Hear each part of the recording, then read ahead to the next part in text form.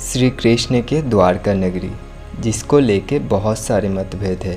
कोई कहता है द्वारका नगरी काल्पनिक है, तो कोई कहता है द्वारका नगरी पृथ्वी के इतिहास में सबसे प्राचीन नगरियों में से एक है, जो माता गांधारी के श्राप के वजह से समंदर में डूब गया था। लेकिन महाभारत के कथानुसार माता गांधारी ने श्री कृष्ण को श्राप दिया था।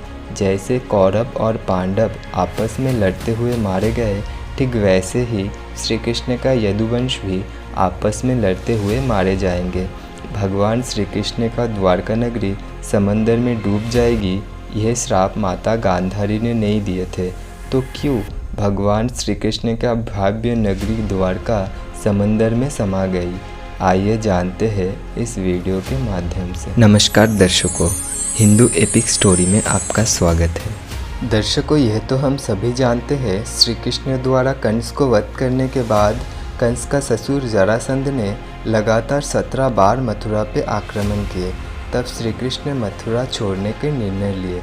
उसके बाद श्री कृष्ण देवशिल्पी विश्वकर्मा के स्मरण किए और उसको ऐसे एक जगह पे नगरी निर्माण के लिए बोला जहाँ पे वो शत्रु के आक्रमण से सुरक्षित रहे। जब विश्वकर्मा जी वो स्थान ढूंढ रहे थे, तब समुद्र के तटों पे उसको एक जगह बड़ा पसंद आया। तब वो उस जगह पे गई और समुद्र देव को बोली उसको कुछ जगह चाहिए भगवान श्री कृष्ण के नगरी निर्माण के लिए। लेकिन समुद्र देव बोली, मुझे क्षमा करना, मैं हमेशा के लिए मेरा जल प्रवाह पीछे नहीं ले सकता हूँ।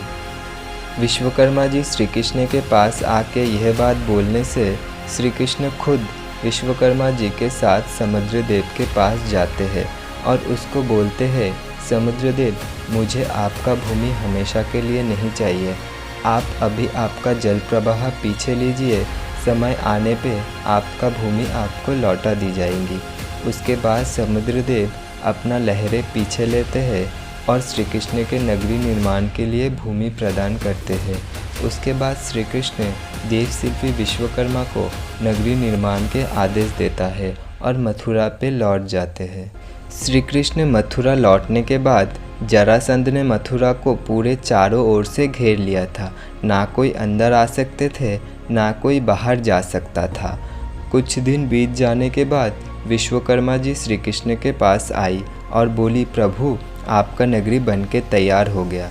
यह बात सुन के भगवान श्री कृष्ण बड़ा प्रसन्न हुए, लेकिन मन ही मन वो ये भी सोचने लगे कैसे मथुरा वासी को उस नया नगरी पे लिया जाए, क्योंकि जरासंध ने मथुरा को पूरे चारों ओर से घेर के रखा था।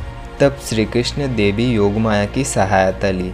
देवी योगमाया सभी मथुरावासी को उस नया नगरी पे ले गई और अपने माया के बल से सभी को ऐसे वश किया कि सभी को लगने लगी वो जन्म से ही इस नगरी पे पली बड़ी है। उसके बाद श्री कृष्ण और बलराम जरासंध को चकमा दे के आकाश पथ से मथुरा छोड़ के उस नया नगरी पे पहुंच गई। वो नगरी देख के श्री कृष्ण और बलराम अचंभित हो गए।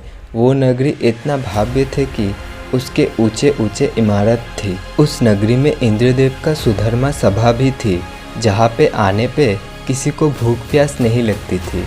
उस नगरी के ऊपर कुबेर देव का अक्षय पात्र भी स्थापित थे। इसी कारण नगरी पे कभी भी धन की कमी नहीं थी। उस नगरी के चारों तरफ बड़ा बड़ा द्वार थे। कहते हैं इसी द्वारों के कारण उस नगरी का नाम द्वारका पड़ा। उसके बाद श्री कृष्ण द्वारका नगरी पे राज करते हुए 36 साल बीत गए। माता गांधारी के श्राप भी पूरे हुए। यादव वंश आपस में लड़ते हुए मारे गए। बलराम जी भी समाधि में लीन हुए और भगवान श्री कृष्ण के भी मृत्यु हो जाती है। और भगवान श्री कृष्ण के वादा अनुसार समुद्र देव अपने भूमि वापस ले लेती है। पूरा द्वारका नगरी समुद्र में डूब जाती है। श्री कृष्ण का द्वारका नगरी का खोज सबसे पहले आर्कियोलॉजिस्ट प्रोफेसर एस.आर. राम ने 1979 में किया, जहाँ पे उन्हें 560 मीटर के एक दीवार और उसके साथ साथ कुछ बर्तन भी समुद्र के नीचे मिली। 2001 में सरकार ने गुजराती समुद्री तटों पे प्रदूषण से होने वाला नुकसान का पता लगाने के लिए national institute of ocean technology को चुना। जब समुद्री तलहटी की जांच की गई, तब सोनार पर एक पौराणिक नगरी पाया गया।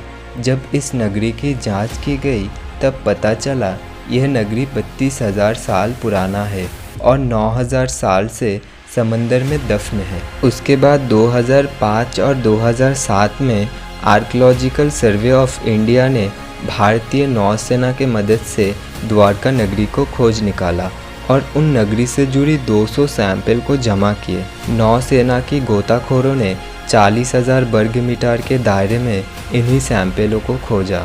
उन सैंपल को पहले चूना पत्थर बताया गया, बाद में आर्कियोलॉजिस्ट के परीक्षण के बाद पता चला यह कोई बहुत पुराना मंदिर या भवन के अवशेष है। दर्शकों, श्री कृष्ण के द्वारका नगरी से जुड़ी शोध अभी भी जारी है।